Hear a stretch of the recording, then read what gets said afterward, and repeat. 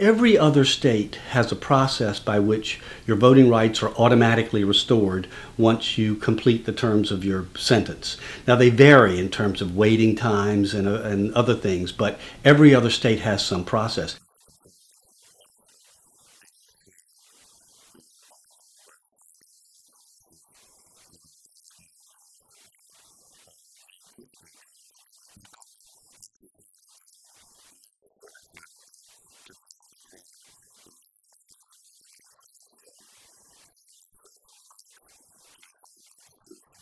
Them to think about what value is there in taking someone's voting rights away.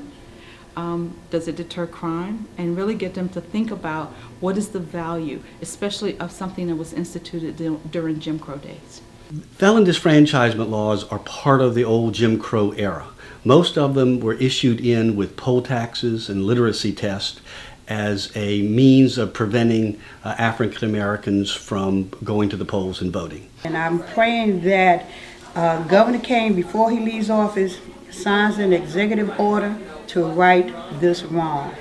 The governor has the power here in Virginia to make this decision, and so in addition to instead of just staying with the same old process of an application, which can be cumbersome, people don't understand it, and it also will actually give citizens the ability to feel like, I've served my time, I'm finished, I am now a productive member of society, and I can move on with my life. I'm hoping that those who are listening or hearing this or this broadcast or whatever, or reading about it, they become engaged, they become proactive, and call Governor Kaine, write Governor Kaine, and ask him. You don't need to have a felony record. We need those who don't have a felony record, such as myself, to call, write, and support an executive order to restore all former felons' rights.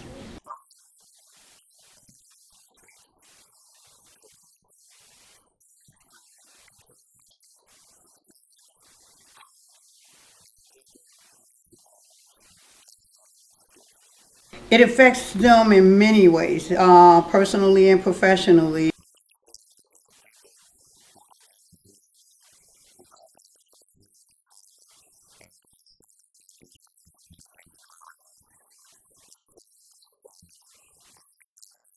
And many employers will not hire people who are convicted felons.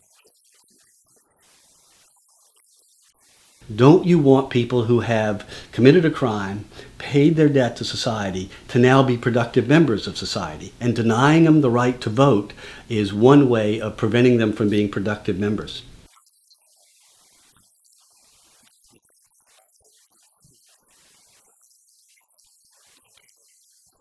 If you go to prison, if you serve your time and you come out, if you then can't get a job, or you're having trouble finding housing because you're being discriminated against, then your ability to rehabilitate and become a full-fledged member of society again is limited. And of course what happens is it means you're more likely to commit another crime again, get rearrested.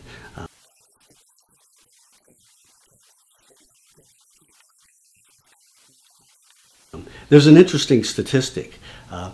Felons who have had their right to vote restored and actually vote are half as likely to get rearrested as felons who have not had their right to vote restored.